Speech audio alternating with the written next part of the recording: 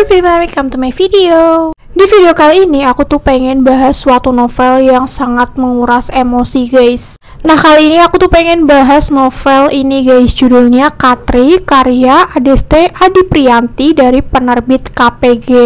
Novel ini terdiri dari 248 halaman dan yang aku punya ini cetakan pertama Juni tahun 2025. Novel ini merupakan novel historical fiction yang berlatar tempat di Desa Trunuh, Kota Klaten pada tahun 1965. Sama seperti judulnya, tokoh utama di dalam novel ini tuh bernama Katri. Nah, Katri ini tuh diceritakan sebagai remaja berusia 18 tahun pada saat itu.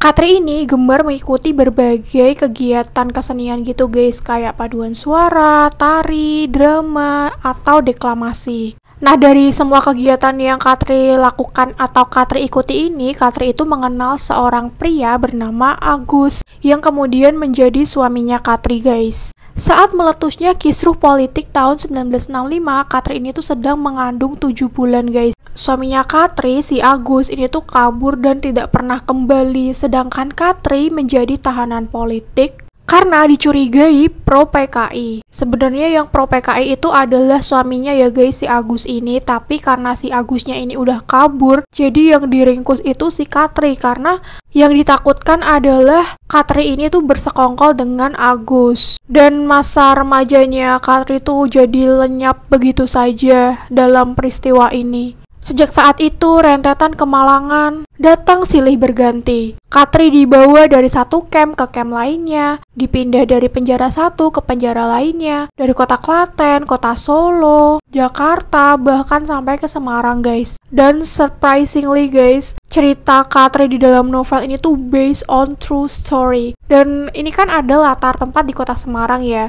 Ada di salah satu penjara wanita di Bulu, Semarang. Dan aku tuh bisa mengonfirmasi kebenaran itu karena aku adalah warga asli Semarang guys. Gila banget sih kalau ini bener-bener based on true story karena bener-bener mengerikan guys. Selama berada di dalam penjara, Katri ini tuh sering mendapatkan kekerasan fisik dan seksual. Kekerasan yang didapatkan Katri dan juga tahanan politik lain di dalam cerita ini tuh bener-bener sangat sadis, gak manusiawi, dan aku sendiri tuh sampai ngeri bacanya guys. Bahkan aku tuh malah merasa lebih ngeri baca novel ini daripada baca novel Iyamisu. Kalau novel Iyamisu kan juga banyak ya kayak kekerasan gitu, tapi itu kan karena psycho ya. Tapi kalau ini tuh kayak vibes-nya beda gitu loh guys. Jadi kebayang gitu loh kalau kita sendiri yang menerima semua kekerasan yang brutal itu. Mungkin aku akan bacain salah satu part yang mengerikan saat Katri berada dalam penjara guys.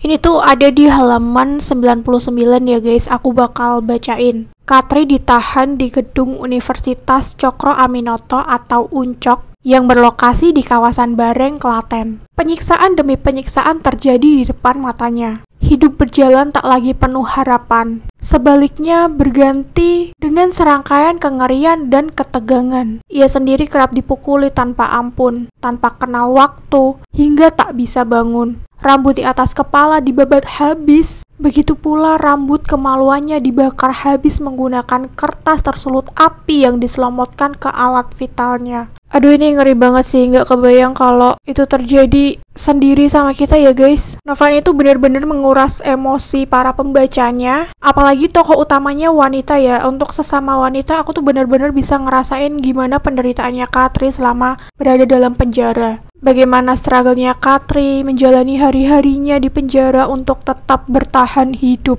Dari perjalanan 11 tahun Katri di penjara, aku tuh dapat menyimpulkan bahwa betapa kuatnya si tokoh Katri ini menerima segala bentuk kekerasan yang terjadi padanya, kehilangan yang bertubi-tubi, bagaimana sikap aparat militer yang kejam dan biadab. Tapi meskipun begitu, Katri ini tuh selalu memiliki harapan yang tak pernah pupus, meski hidupnya berada di ujung tanduk.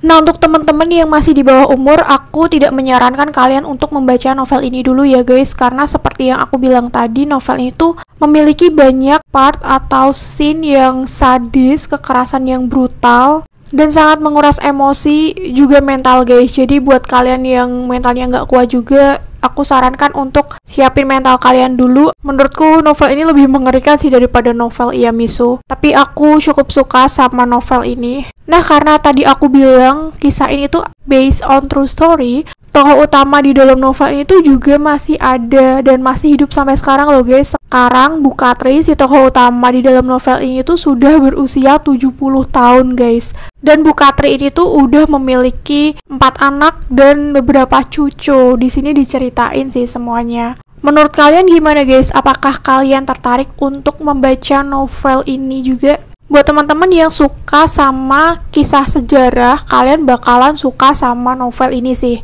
Apalagi buat kalian yang suka sama novel laut bercerita, ini tuh kayak another story of laut bercerita itu guys. Kalau laut bercerita kan di era reformasi ya, di tahun 98. Kalau ini tuh lebih tua lagi guys. Ini di zaman gempar-gemparnya PKI. Aku juga nggak pernah denger sih sebenarnya tentang tragedi PKI tersebut. Dan mungkin sampai di sini dulu guys review aku tentang novel ini. Buat teman-teman yang udah pernah baca novel ini juga, let me know what you think, komen di bawah ya pengalaman pribadi kalian saat membaca novel ini. Dan aku tutup dulu video aku kali ini. Makasih buat teman-teman yang udah mau nonton sampai akhir. Kalau kalian suka sama videonya, jangan lupa untuk klik like dan subscribe, share juga ke teman-teman kalian, and see you to the next video. Bye bye.